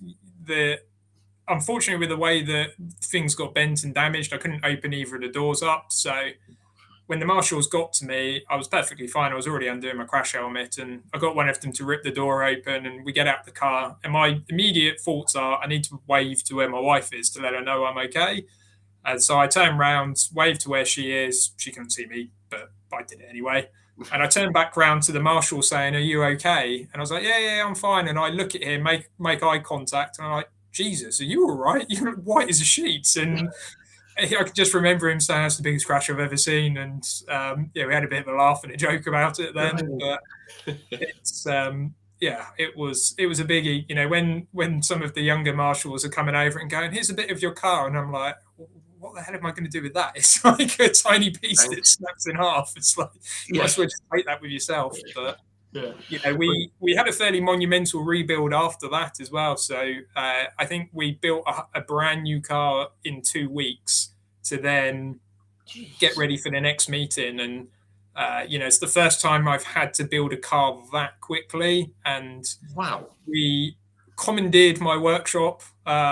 We a massive team effort, even to the point that my wife, we don't do bodywork at my workshop. We're repair, diagnosis, mechanical. She took over one of the ramp spaces, built a spray booth, sprayed up all of the new body panels. So we had all new fiberglass, sprayed it all up with aerosol cans, got it all good. Whilst I'm there putting suspension and stuff on. So, that was a proper family team effort Wow. to get the car ready. And, we were then the lovely short drive, as you said, to Anglesey the following week. Yeah, the short hop. Had to iron out a few issues. We reused the engine, which in hindsight was a silly thing to do because it lasted 4 laps before it grenaded itself. But lesson learned there. When you barrel roll a car 4 times, the engine's probably pretty toast. So it was good fun, and it just shows you again. We're doing it for the love. This isn't big teams, big budgets where you got 20 guys building the cars. You're talking dad and lads, helpers, wife, family, friends that are giving up their weekends and stuff to come and help. And 2019, I think Mandy Newman was in the top 3 of the BBC Pictures of the Month. Yeah. I think she was either second or third in the Motorsport Vision Picture of the Year. Her pictures of that accident were unreal. And they are very cool. I mean, I think there's always that thing when the guy that was in it is almost, I wouldn't say proud because it wasn't the best thing I've ever done in my life, but it was, the pictures she took, she can be very proud of those because they were awesome, absolutely awesome pictures. Yeah. I mean, to get them that clear when you're upside down or resting on a car and stuff like that. I mean, they were amazing shots. I saw them on the website. Very cool. And that's a bit of publicity, isn't it? There's no such thing as bad publicity, as they say, and cars flying through the air. I think the big thing, the positive you take from it is how strong the cars are. We've had a couple of big accidents over the years. There was a big accident last year. We talk about Rob Fountain's accident this year, and I still I can't get my head around this. I phoned Rob on the Monday after that crash, and when I'm talking to him, I'm like, Rob, are you typing on your keyboard? And he's like, yeah. And I'm like, are you at work? And bear in mind, this is at 10 o'clock. I've literally only just rocked up at work. So I've turned up 2 hours late because I was too tired. And you've got this guy that's had one of the most spectacular crashes there is, and he's at work at 7:30 in the morning. I just said to him, cheers, mate. You make me look really bad now. I mean, just for reference, I'm sure people watching this or watching it back will have seen it. This was on the first round of the BTCC season this year, wasn't it? When it had rained and everyone at Donington did a superb job to get everyone racing again. And for those who don't know, Rob was the guy who was it Nathan Anthony, wasn't it? He just caught Nathan Anthony and basically ended up in the flight path of one of the planes taken off from the airport. I mean, it was, and the car dug in as it landed and the back caved in. I mean, we all heard the commentary. Paul O'Neill was like, well done for getting the cameras off because this isn't going to end well. And he got up and walked out. I mean, it was an astonishing accident. I actually put a little piece on the page about it. And the strength of those cars, again, it was unreal, wasn't it? Yeah. And then he went to work 18 hours later. Have a day off, man. Yeah, I don't understand how he did it. But yeah, I mean, it's one of those things, they're hard to see out of these cars and accidents happen. But when the cars are safe, I mean, as safe as they can be. Motorsport's inherently dangerous, but when you're in a formula where the cars are predominantly designed for driving around ovals and hitting concrete walls, they're strong, they're good. They do what they should, and we all feel a little bit happier. We all feel a little bit happier driving them when that we've all got to go to work on Monday. Like Rob, I probably wouldn't if I was in his shoes, but we've all got to go to work on Monday, and we've all got to earn a living. And there's other series where the cars possibly aren't as safe as they should be, and Legends, they're awesome. And even the updates that I spoke about how good Simon and Phil are. After an incident last year where somebody had a bit of an injury, they don't just sit back and don't do anything about it. They made a change to the cars, and it's one of those things where it's quite a small change, but it makes a big difference. And the way that you sit in the car, the way you feel in it, you suddenly think, oh, actually, this is much better. And if the two of those guys didn't care and and take the time to develop these fixes and make the cars safer every year, then it's they do a brilliant job. I can't speak highly enough about them. Yeah, absolutely right. Just seeing a couple of comments from Den in the comments, and from George Clough, evening George. He's just mentioned John Mickle's crash, which I believe, was it Cadwell, or was it? Yes, It was Cadwell. That one, I mean, this isn't a competition, worst crash contest, but that was another one. I mean, it was going up the hill, wasn't it? And he ended up going over the grass and just. I mean, we lost count of how many times he rolled. If you haven't seen it and you want to, you can, but I wouldn't want to see it again. But again, it's just a safety thing, isn't it? Superb. Yeah, I mean, I had a bird's eye view of that crash as well. I was the first car behind it. I had a bird's eye view of Rob's crash. I tell you, it was a miracle John walked away. Again, testament to the cars. The big thing that I would say about that one is Mark Beattie and Dan Pooley. We talk about the friendship and how good guys are in the series. Mark Beattie, the videos of him getting out the car, sprinting back to the car to make sure John's okay. Dan Pooley, probably shouldn't say this, but turned around and went back to go and help him. So, I mean, I just, hats off to those two guys. They were there instantly helping. And, sometimes you don't need lots of people there because it causes chaos. But to have two fairly cool heads like Dan and Mark, just people that know the driver, being able to help him, it just helps massively. And, those two guys to me deserved a pat on the back, and they got special mentions at our awards do about how fantastic it was and the camaraderie between the guys. And they're the true guys that needed a pat on the back from that crash. Absolutely right. It was a great reaction to see. Very cool. And just while we're on that subject, we've got John Kane, who is one of the marshals up at Knock Hill. He tunes in fairly regularly, and he'll be marshalling when you guys are racing there. Big shout out to the Orange Army, because absolutely brilliant people. Unless you mention you've hurt your what's it. But no, huge thumbs up to the marshals. Absolute heroes. We couldn't do any racing without them. So hats off to them as well. Yeah.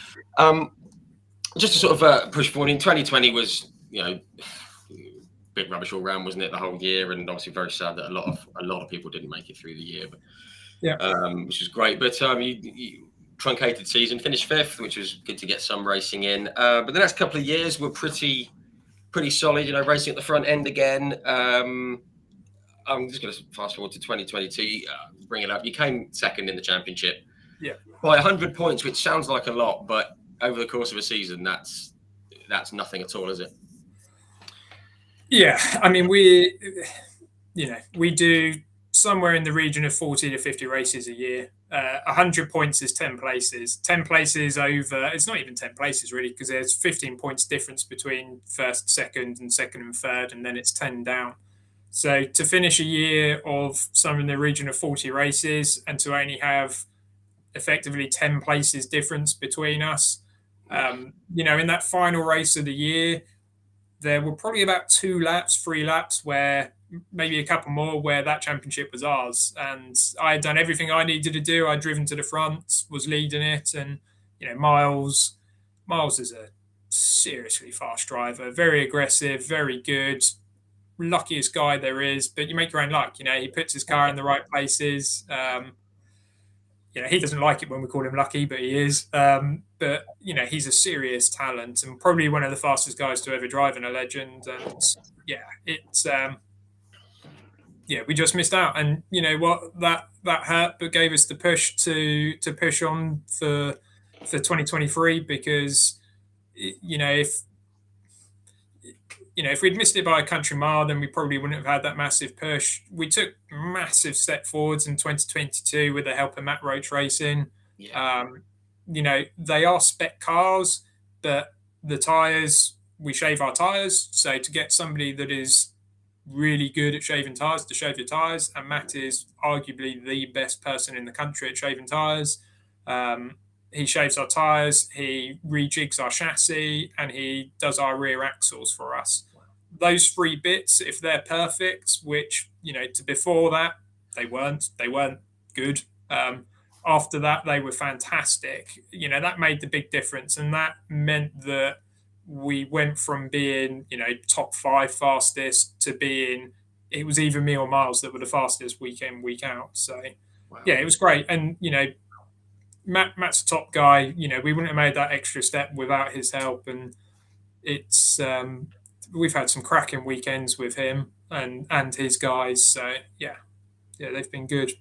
Yeah, huge shout out to him as well. We're going to mention him very, very shortly as well, just as we wind down. And again, it comes down to having good people, doesn't it? Good people helping good people out is only going to end well. And in 2023, it did, which I know you're going to love talking about this, because well, I'll leave it over to you with what happened. I mean, it all went rather well, didn't it? Yeah, the series ran a bit differently because it had the Elite Cup and the National Series.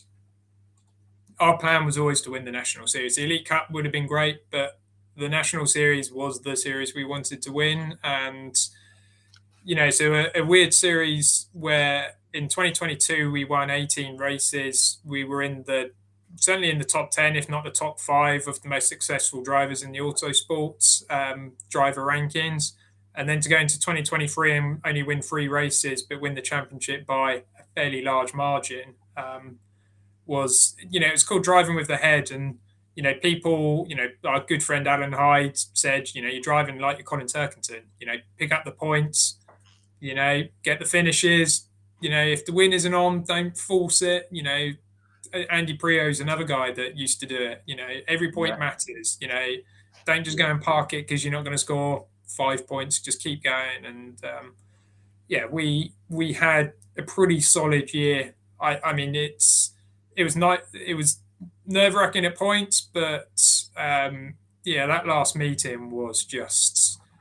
I tell you, when you're in the garage, and it's still on YouTube, the last meeting, you're in the garage and you won the championship, and you look around to the biggest guy in there that's, I don't know, it's like 6'4", he does all our IT stuff at work, and he's bawling his eyes out. You're like, yeah, it's probably quite emotional, this one. So, we instantly dedicated that one to Tim. It's... I tell you, the hardest bit was the last lap. I've never waved so many cars past me because I just didn't want to get taken out. So every time somebody had a half look at me, I could have been at Druids and they've thrown a dummy or thrown a move at paddock at me, and I still leaped out the way. So get out the way. I lost at least one win that weekend by just saying, I don't need to win this. I just need to pick up points. So. Yeah, I mean, we ended it with a fairly large party in the pit garages, a few donuts. It was great. We celebrated that one into the early hours of the morning. Rightly so. We had probably 40 people there in our garage. We had people's kids there. We were all having a right laugh. It was brilliant fun. Brilliant fun. No, fantastic. That's great. It's a great memory to have, and a place that means a lot to you as well, with Brands Hatch as well, which is fantastic. Just wanted to jump quickly onto this season, and it's all going rather well again. We touched on it at the start. We need to wind down because you're going on a bit, as I always tend to do. My fault. Speedfest weekend. We touched on it earlier. You had a bit of a moment on Saturday. How on earth you got that car rebuilt overnight is unreal. I don't know. I mean, you've got to just quickly tell us about it, because it's one of the most amazing. I mean, we saw you literally 4 hours after it had finished or something. It was unbelievable. It was an eventful one. So we had a pretty rubbish last race on the Sunday. It was a bit of light for me. We had a pretty rubbish race, and what was actually a fairly small incident where the bumpers stick out so far. I got bumpers hooked with a good friend called Luke that didn't mean to do it. It's just what happens, and it spun me round, and I took a nasty knock on the left-hand side of the car that then spun the car back over to the right. And then I took a big clout on the right. So it did a hell of a lot of damage to the front of the car. we got the car back to the pits, looked at it. I could see that the suspension pickup points were all in the wrong place, and we could have spent all night at the track trying to get it right, or we could just take the car to Matt Roach Racing in Essex in Riley. I think it's Riley, and it's a little bit weird at race meetings. People don't understand some of the backstory stuff. You can't do a lot of stuff without permission, so we instantly have to go and try and find the clerk of the course, ask him for permission. Can we leave? Are we allowed to go and do this? See what our options are. We're quite fortunate that we have a spare car. Unfortunately, the spare car was damaged at Donington, so that was still damaged at home.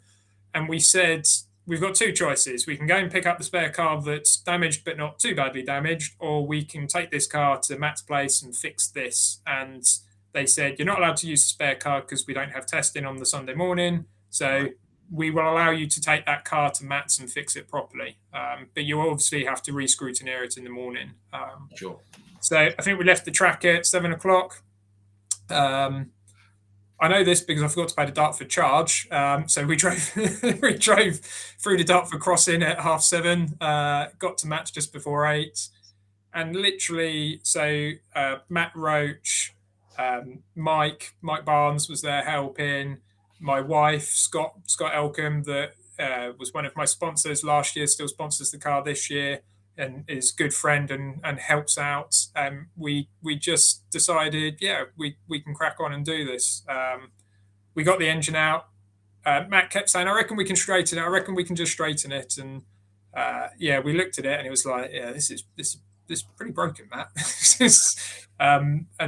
Fortunately, Matt does all our chassis work. So, we're a little bit different from some of the teams. We feels quite nice in the fact that he gives us discounts at the beginning of the year. So if we order all our parts for the season at the beginning of the year, he will give us 10% discount on them. So we generally stockpile on stuff. We've done it long enough. We know what we're going to break. So we stockpile on parts and then keep them at home. Or, for example, the front clips, which have to come from Phil, we just leave them at Matt's. And we happened to forget to take it home with us. So we had a front clip sat there for us. Right. So by the time we looked at it and went, this needs to clip, we're just going to have to stick it on there. So everything forwards of the pedals got cut off the car. Every suspension component, apart from the shock absorbers, was replaced, which again, we have spares built up in boxes in the van. So we brought that all with us. We literally worked solid from best part of 8 o'clock. I went outside to get the front end of it to belt on there, and it was broad daylight outside, probably about 4:30 or 5 in the morning. Wow. Bolted it all together, then set the car up as well. So yes, all the suspension had been on the car before, but it had never been on that clip before. So we then had to put it onto his alignment machine, set it up, make sure it was all in spec. And what's crazy is you've got two guys, myself and Matt, that know the cars pretty well, and we bounce everything off of one another. And he's saying, this is what I think we should do. And we turn literally a couple of arms, a couple of rotations, a couple of rose joints, 1 or 2 turns, and it's only like, oh crap, that's better than it was before. And so it's like absolutely set up perfect. And we both look at one another and go, yeah, we're not spending any more time on this. Just stick the trailer. We'll go back. So we left Matt's at probably about 6:05 in the morning. Rocked back up at the track at 5 to 7. Decided to go and have a shower at 5 to 7 to, at that point on the way back, yet again, we've got to pay for the Dartford charge on the way back. So I know what time we crossed the bridge again. We missed it by something like 40 minutes because you go across it before 6, you get it for free. But we rocked back into the track. And I think on the way there, we decided, if we just go straight to bed, we're going to feel rubbish in the morning. So, we just went half-hour power nap, have a shower, unload the car, stick the head down for half an hour. And it was quite funny during the course of the day seeing Matt and Mike and Scott at various points. I know Den had a few pictures of them. I know Scott's wife, Den, had a few pictures of them passed out as well. And yeah, I was quite lucky. I had adrenaline, so it kept me going through the Yeah, weekend. yeah. It's Right. quite hard. The first race, the biggest annoyance was that first race. I should have, could have probably won it. I that car should have won in its first race of being that car, but I was so tired coming to the line, and Robert Barrable had a bit of a whinge at me, going, "What are you doing, pushing him to beat me?" And I was like, I didn't push him, but I really don't know what I was doing. I was, I went to go three wide for the grandstand finish around the outside, and I was like, I made that hard for myself. If I just went to the right, I would have driven past both of you, and rather than going left and taking the longer route past them. So, but Yeah, we won. Yeah, we won the next race on another one of our trademark Gibson drag to the lines, and yeah, that was yeah, great. what was quite amusing was I had, my sponsor Rich that we spoke about earlier, and my good friend Andy that was there, and they said that as soon as they saw on TSL that I'd won, they're leaping up and down, and they were in their full Autos underwriting teamwear, and the chap that sat next to them at Paddock Hill goes, "Oh, guess Will Gibson won that one then." Brilliant. Yeah, That's brilliant. But that's an amazing story, though, to go from it being knackered, working through the night, winning one, and you feeling you should have won another one within 18 hours or something is yeah, it's unbelievable. And then you get, and then you get some idiot from a motorsport page wanting to have a chat with you, rocking up on the back of a buggy as well. You can blame Dan for that as well. I I had a few people that said, "You were right," that didn't realise what happened. Again, "You're right, Will. You don't look very with it today." And then when I told them the story, they're like, "Okay, right, we'll give you benefit of the doubt. You kind of deserve to look a bit tired today." Yeah, absolutely. Yeah, absolutely. But no, just And thank you for your time when we popped over to see you. that's Showing fine. us around the car. It honestly didn't look like it had been done overnight. Yeah, you showed us all the welds and everything, and it's just an amazing job. Just quickly on that last move to the line, I reckon you still had it in your mind from what you did on the BTCC weekend when you were celebrating when you went across the Oh, line. Even that was awesome. Proper Hail Mary job, wasn't it? yeah. I mean, that race was. I mean, I'm glad that was on there. I mean, that is saved on the Skybox. That had never been deleted. That race. Absolutely It's right. when it was one of those things. Probably about halfway through the race, I think I was in about fifth place.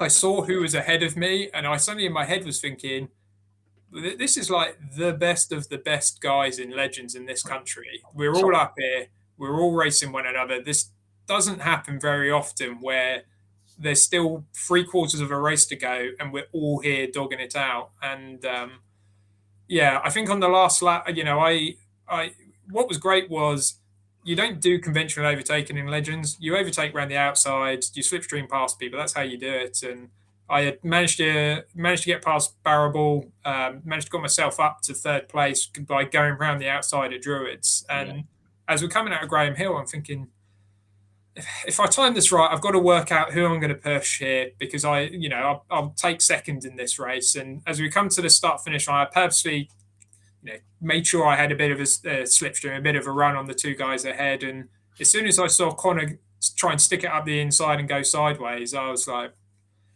I reckon I've got this. And the slipstream you get from two cars side by side is immense. And Yeah. as I was driving past them, and I had a cheeky look over to the right and could see that my front wheels were ahead of Lightning McQueen, I was like, I couldn't stop celebrating.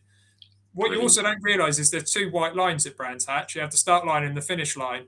And I forgot that it's the second line is the finish line. So I was celebrating as I went past the first one. I didn't get past the second one first. And yeah. I remember that you actually see it. I remember, I think it was Richard John Neal and Paul O'Neill were on the comms, I think, and they were both sort of shouting over each other, and all you could hear was just Gibson, and then O'Neill laughing in the background, saying he was celebrating. He was already celebrating. Fantastic. What's the old phrase? You only need to lead for an inch to win the race, and absolutely. I reckon I may have led for probably a solid 12 foot of that race, so it was good. I think you kind of led for kind of two grid boxes type. It was dominant. It's a dominant way. It was another one of those races where packing away was quite easy. It was the hardest thing wasn't just cracking on beers and ciders and celebrating. It was You know, Legends is great, and having grandstand finishes like that, you know, people love watching MotoGP. I used to love, you know, one of my heroes is Carl Fogarty from Yes, racing, because absolutely. when you used to watch him at Hockenheim going around and you'll be like, oh, he's in fourth place and it's the last lap, you knew he was going to win. You know, Yeah, it's like you already read the script. So, yeah, you know, being able to position yourself so that, you know, you don't need to lead every lap in a Legends race. It's not, you know, Porsche Carreras where you need to be at the front. And, yeah, it's timing it and playing the tactics. You know, it's a game of chess at 100 miles an hour, really. yeah, which is fantastic. This is what we love to see. That does bring us on very. I'm just going to wind down here. It does bring us on to Andy Mitchell, who put a comment in a while back. He said it was great seeing you win the championship at Brands last year. Can you confirm who won the most important race of the weekend, the kids' scooter final? Well, it definitely wasn't me because I wasn't brave enough to get onto the scooters. But yeah, I mean, part of our celebrations, you know, we had Matt Roach's son Oscar, who's probably my biggest fan. He was there cheering us on, and he was trying to teach the old boys how to ride scooters. So you know, Andy, that's nearly a granddaddy, so old. Got managed to just about get onto the scooter and race down the pit lane, but I'm pretty sure Scott nipped him at the line. To be fair, We'll go with that. That is recorded and saved. That's it. That's official. That signed and sealed. Brilliant. There's so many other bits we could talk about, but I'm just going to zap on quickly to some little fun questions. You always chuck some fun questions in at the end. First one, I want to come back to a comment from David Allen right at the start of the chat. Sorry it's taken so long, David. This is a good question. F1 or, well, you said in Indianapolis, but I guess IndyCar. F1 or IndyCar, what would you prefer to watch for a year? I know what my answer would be. NASCAR. I'm so glad because the very next comment was from Den. It says he'll probably say NASCAR. Yeah, it's, you know, I don't miss many races. It's you know, I like IndyCar, I like Formula One, I like it all, but Same. I love NASCAR. Yeah. IndyCar, one of my good friends that I've known, you know, I did my BMW apprenticeship with it. He's the refueler for Roman Grosjean's car. So is he right? Right. I'm going to talk to you after this. Sorry. I wind Ross up all the time because I keep saying, "Oh, so that was a crap pit stop. What happened?" And you know, it's every time Grosjean has a bad result, it's like, nah, pit stop. That was, didn't. Oh, it's. I was actually gutted they didn't win the pit challenge at Indy this year. Yeah. But it was hilarious watching my friend Ross with that weird plastic tube pretending to refuel the car. If anyone's got it recorded, the pit challenge. I mean, how he would have claimed to have, you know, been part of the team when you got the rest of the crew working their socks off, changing the tyres, and he's there with this bit of ducting that's not even connected to anything, pretending to refuel. It almost looked like a bit of pipe lagging, didn't it? It was. I didn't realise that. I didn't realise that was your mate. That was brilliant. I remember laughing at having a chuckle at that. And you know, I love, probably like everybody, I love Roman from, you know, that crash here at Bahrain was out of this world. So I've always had a soft spot for him. You know, him discussing how the crash happened. It's it's pretty nuts. Yeah, it's I've always had a soft spot for him. I've always cheered him on from that. And you know, when Ross told me about the fact that Roman was coming to their team a couple of weeks before it got broken, or a couple of days before it got broken, I was like, wow, I need to get on a flight and come out there to come and see him. But I would probably act like that, you know, don't meet your hero and stand there with jaw on the floor going, wow, you're Roman Grosjean. And when I very quickly on that. I mean, people who have watched this will have heard this before. Very quickly, I'll say this. I went to the Indy 500 in 2022, and I had Ari Lyondike and Danny Sullivan and guys like that on, and Alan's a junior on here for a chat. And I kept in touch with them, and I said, can we catch up? And well, went to the Indy 500, met up with Ari Lyondike. He was there with his cap and his shades on by the pagoda at Indy. And he said, I had a quick chat with him and got a photo and said, oh, what passes do you guys have? And he said, oh, just normal. This was carb day. And he goes, oh, just normal passes. And he goes, come with me. And he took us in past these security guards and basically telling them to get out of the way. You know, he says, these guys are from England and they're coming with me type thing. in through the kitchen, went into like Rinus VK's garage, got with the car and all that kind of stuff, and got a photo. And he said, "Look, I've got to go." And we said, "Look, thanks very much. Amazing, real pleasure to meet you, whatever." And I looked down and I had a phone call from Danny Sullivan, obviously winner in '85, the spin and win, one of my favourite drivers. And I phoned him back, and this is the only out-of-body experience I had in my life. I phoned him up, I said, "Oh, Danny, I'm so sorry I missed your call. I was just catching up with Ari Lyondike." And I left my body and went, "Dude, did you just say that? Come on." They say never meet your heroes, but those two guys were absolutely stand-up guys, which is brilliant. And I'm sure if you met Roman, he'd be absolutely it would be, we met Carl Larson at Daytona on the well, the amusing thing is I shouted, "Carl, can I have your autograph?" And I don't know what he thought I cursed him out with saying, but to have Larson turn around and go, "What did you say to me, punk?" And it's like, "Oh, I said, can I have your autograph?" And he just pissed himself laughing and walked off. Probably thought you said something about being an arse or something. Oh, and yeah, it was. That's cool though. That's that's not going to be forgotten either. That was. Yeah, it's really weird. You see these guys, and they're just normal guys like me and you, but they're still absolute living legends. So. Yeah, top draw guys. I'm actually quite pally with Tom Gaymore, who does the Sky Sports F1, and I need to tap him up. But we're gonna go for coffee soon, which would be great. Just very quickly, Den has said if you move from legends, pickups should be next. Yes, Matt MDW on Facebook, he said yes, he would love to see Will in a pickup. Yes, that'd be fun. Pickup truck racing. I love legends. I've got no plans on moving. The new water-cooled engine that's coming out, the next gen cars are going to be immense. I would love to have a go in a pickup, though. It's I would love to just see what they drive like. I know Matt has prepared race-winning and championship-winning cars, so we have the perfect person to help us do it if we ever did do it. But I would never. Well, certainly at the moment, I've got no intention in stopping legends to go and do pickups, but pickups would be very high on my list of things to do. If for some reason we ever stop doing legends, pickups probably the one we'll do. But I want to drive one and just see what it's like. The hard thing is nothing else drives like a legend, and it's just whether pickups are amazing. They're close racing, and they've got the same kind of heritage that Legends has, back in the Euro 6, Euro V6 days and the Euro V8 days, where you had the V6s, the V8s, the pickups, the Legends. I mean, Jesus, that was that's the sort of support package that people dream of nowadays, really. Yeah. God, that'd be good to see again, wouldn't it? Oh, it's to me that was a contender for when you had the Super Touring era. And you had just kind of as that was around, you had this Euro V6, Euro V8 things. Yeah. The Super Touring era was amazing. Absolutely loved it. But if you wanted to go and watch the racing, going and watching the V6s, the V8s, the pickups, the show that they put on, it was ahead of its time, I think. Sonny and the other promoters, Phil Cooper, they did a cracking job. Yeah, fantastic series. Oh, yeah, I hadn't thought about that for a while, because it was good, wasn't it?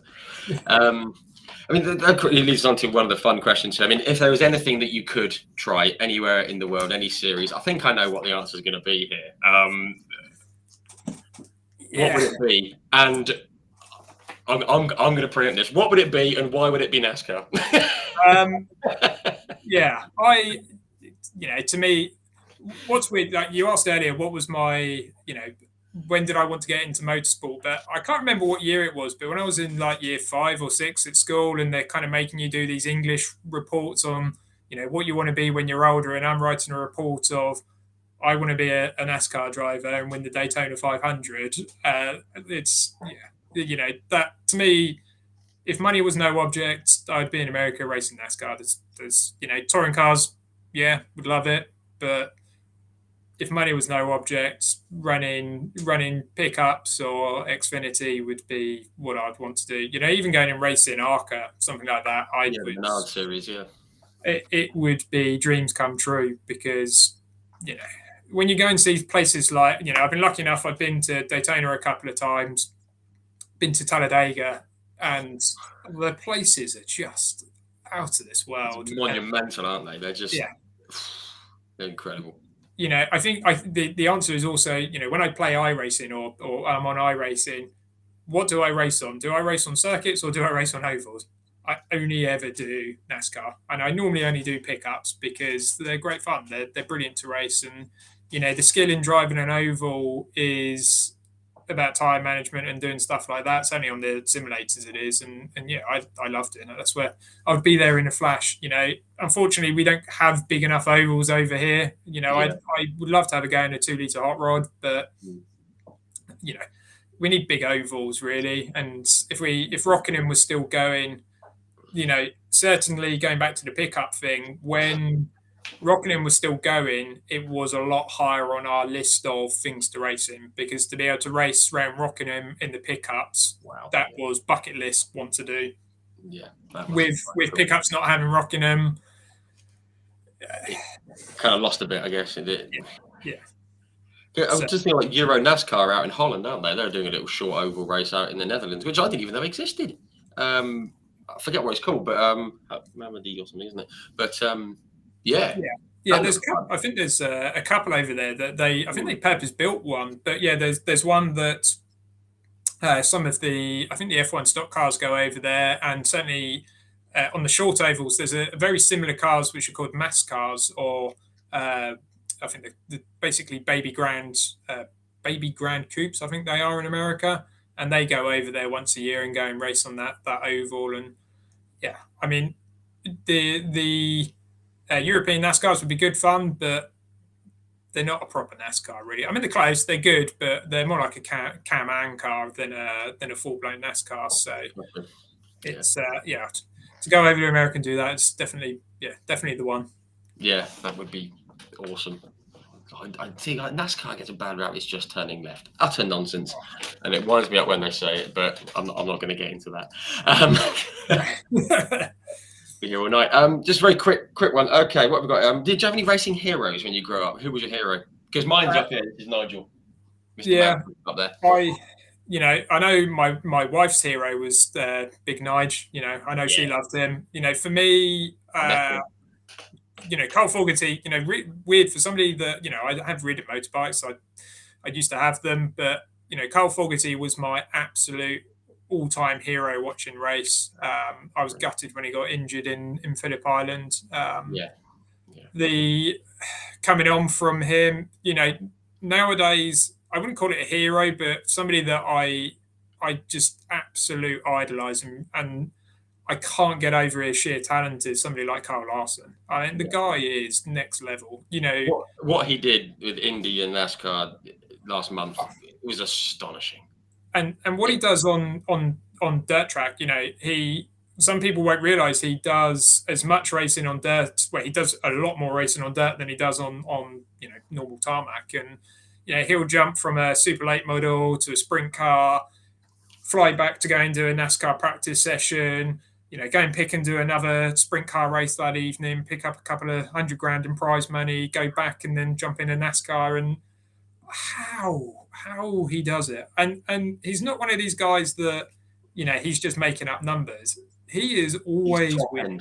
Yeah, I mean that year where he unfortunately made a couple of silly life choices and words that shouldn't be repeated, but that comeback after that year of winning race after race after race, it was phenomenal. And yeah, he's the current guy that I just think he is blinding. So yeah, probably Foggy and Larson are the two top guys at the moment. So good shouts. We like those. George Clough has just said Foggy's a great guy, and his mate James Whittam is a local and a mate of mine. That's very cool, George. I might be in touch. I've been trying to contact James Whittam for ages. Oh, Jim Witt. Anyway, that's for another time. Okay. Favorite circuit to race on? I think it's going to be Brands. Thought it would be.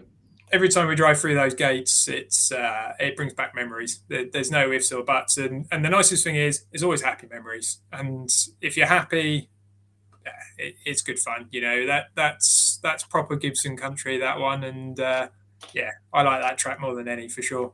Yeah, which is great. I'm glad you said that because, again, people that have watched this, everyone knows that Brands Hatch always comes up, and everyone has said that they absolutely loved it. Right from the mini challenge guys to you guys to Mario and Danny Sullivan, they've all said that they love it.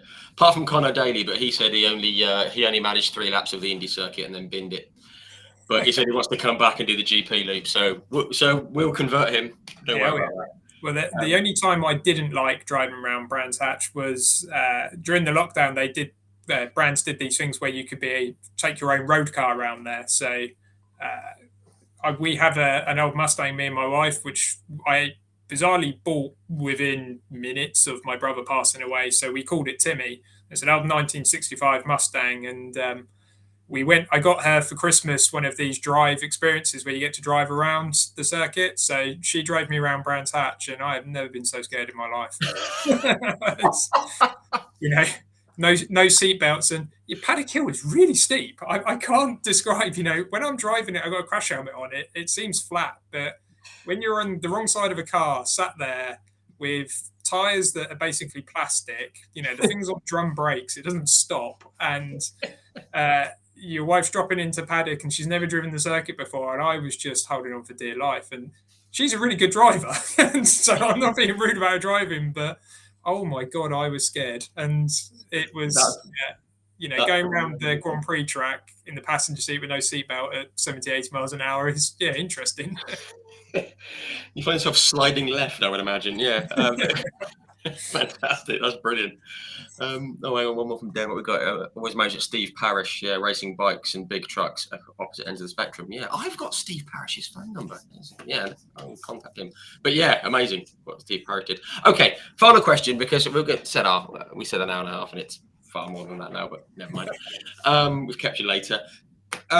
On the circuit side, is there one circuit that you've not raced on that you would love to race on? I mean, I think Daytona might be up here, but have you got one or two that you think that's one circuit I'd love to? Daytona would be bucket list things, but how realistic that is, it's not really. I've never actually raced on the Grand Prix track at Brands Hatch, and I keep trying to convince the series organizer to try and get us, especially now the series is part of the MSV package. They own all the tracks. I keep saying, please let us go and race around there. It will be amazing. So I'm hoping with the new generation engines where we don't have overheating issues, I'm hoping they'll let us do that. That's probably, Laguna Sega's got to be there, but Daytona and Brands Hatch GP track are definitely the two that I haven't done, would love to. One slightly more realistic than the other. Well, you never know. You never know what could come up. No, fantastic. I keep playing the Euros, but I don't win the Euro lottery often, so. No, we never do we? Just very quickly, one more question that's come in from Mr. Michael Fancy. Hello, Michael. He got a mention earlier. He said that he builds your engines and used to build Jamie's engine when he was racing for Heron Suzuki. Was that Jamie Whittam? Yeah, cool. Anyway, so yes, Michael, if you want to watch back, you got a very, very nice mention earlier on, which is lovely. Great stuff. I think that brings us to the end. We're at 2 hours, which has flown by. It always does when we're talking motorsport, doesn't it? And we could do 2 more if we wanted, I'm sure. But firstly, guys, thank you very much for tuning in. Really appreciate it, as always. Thank you for all the comments and the interactions and everything. Hope we covered everything. Of course, biggest thanks to you, Will, for coming on, having a chat, and sparing a very warm evening. Really appreciate you coming on for a chat. It's been great. No, I really appreciate it. I'd love racing, but I love talking about racing even more. And, to get the chance to promote Legends, I think, as we said, we're at Donington Park this weekend. So if anyone's got a spare weekend, the Saturday's going to be a bumper day's racing. Sunday, we're only racing from 9 till 1. And then there's a 5-hour KA enduro. But, if anyone wants to come along on Saturday, just pop down to the awning, say hello. We have loads of stickers we can give people. Yeah, come and say hello. It's great. And thank you so much for having us today. Really appreciate it. No problem at all. No problem at all. Very quickly, how can we find you on social media? Obviously, we know about the UK Legends Championship or the Legends Cars Championship. Just search for those. How can we find Will Gibson on the socials? So we are on Facebook, UK Legend 57. We're on Instagram, which you would have to find a link through Facebook. My wife, that is her main department, is the social media side. But yeah, if you search UK Legend 57 on Facebook, you'll find us from there. We're on Twitter. I think we're Max Power Racing because we have a little mascot called Max, who's a little monkey. So yeah, we have an M-striped monkey as a mascot, and yeah, we're on Instagram as well. But yeah, search UK Legend 57. Fantastic. There you go. So we need to go. We've got Lucy Nightingale just said she and Riley will see you at Snetterton in September, which is fabulous. Yeah, so that's it. So guys, go and give Will some support. Go and give the series some support. You will not be disappointed. It's absolutely fantastic. Enjoy it when you get there. But thanks very much again, guys. And thank you again to you, Will. And I'm sure we will see you at some point later on in the year.